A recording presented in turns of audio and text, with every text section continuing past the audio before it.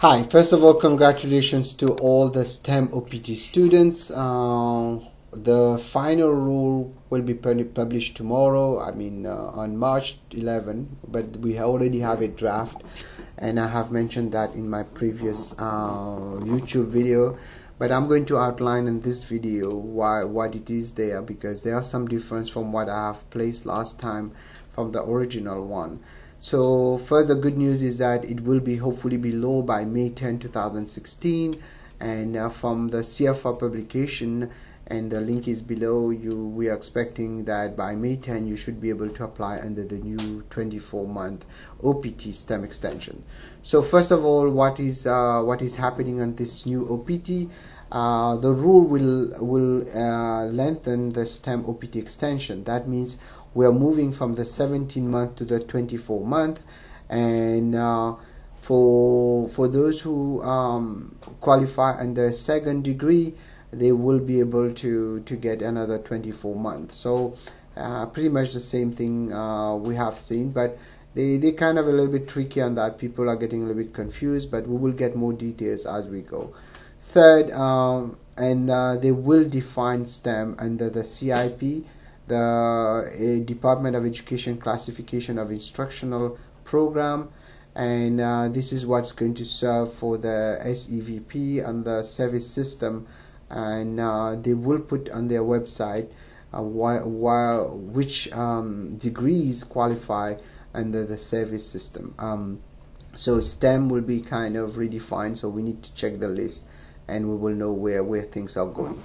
And the next step is that they have a training plan for OPT students, as we mentioned in our previous video.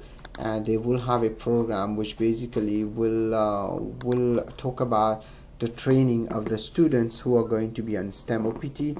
The rule will require employers to implement a formal training program.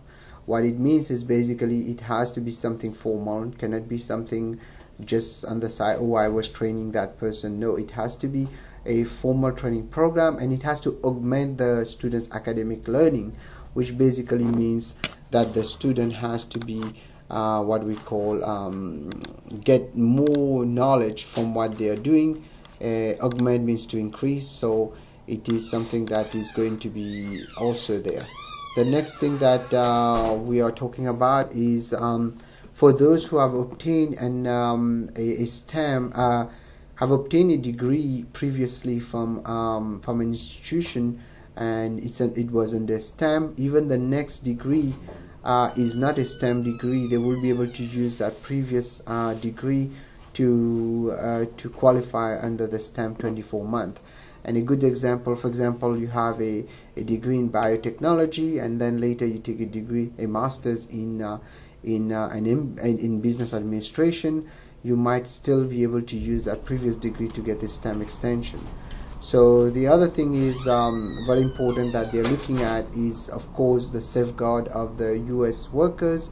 One of the big things that kind of killed the 17-month OPT is the fact that that there was no safeguard for U.S. workers. So relevant to that, they're going to issue a new form called Form I-983, which needs to be filled, and where the employer will have to attest that it has sufficient resources and trained personnel to provide the training to the OPT student. The student will not replace a full-time or part-time permanent U.S. worker. And the third thing, the opportunity will help the student attain his or her training objectives. So very important, a big burden, or we should call it a big responsibility of the employer. They will have to do that. And accreditation, very important also, is the accreditation of the school. This is where schools, even they think they are accredited, the DHS will come and basically check if there is accreditation. Even if they are accredited, by the way, by the Department of Education, they will still do a check. The other thing that they will do also, they will do site visits to check on the employers, and they will request, third thing, they will request that there is a reporting requirement from the employer. This is where we have the 693 form, etc. So we will see how it unfolds when we get the real and of course the reporting requirements will be in effect, and also the other thing is unemployment. They will add another 60 days of unemployment that is allowed under the stamp. As you knew previously, it was only 30 days you would be out of work. Now it will be a total of 120 days. So basically you should be able to get more time to find another job, etc., etc. So this is interesting too. Now what has been retained under the provision is basically the main one is e-verify. Of course you will have to do the e-verify, and the student will have to basically also report to the DSO. And the next one, the reporting requirements, the details will be given probably. They will have to report to the DSO if they change address, things like that. We're talking about the students here. And the cap gap, of course, the cap gap is a big thing that helps the student to continue working until the H-1B kicks in on October 1st, so that will be kept also. Now this is also a summary of the changes that has been basically modified on this new final rule. And the basic things that has been changed is the time of accreditation, and the student must have obtained a degree from educational institution that is under the SVP. So what we were talking about earlier is that situation where if the student, the school is not a good school, you might have some issues going on there, and they will look into that. The accreditation is going to be major. And also site visit notifications. As you know, there will be site visits on a regular basis, but they will have to notify the employer 48 hours before.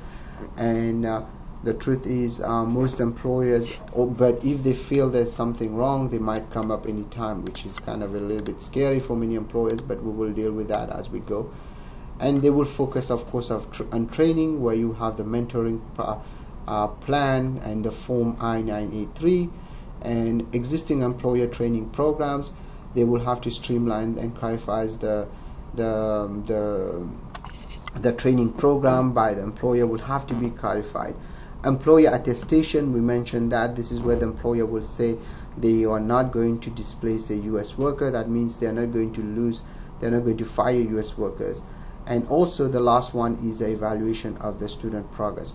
So ladies and gentlemen, I have tried my best to kind of dissect this rule of 300 pages which is sitting there, and hopefully the rule will be happening, will be coming to play, be effective as from May 10, unless of course we see another lawsuit, which we are getting used to recently. So I recommend that if you have any questions, give me a call.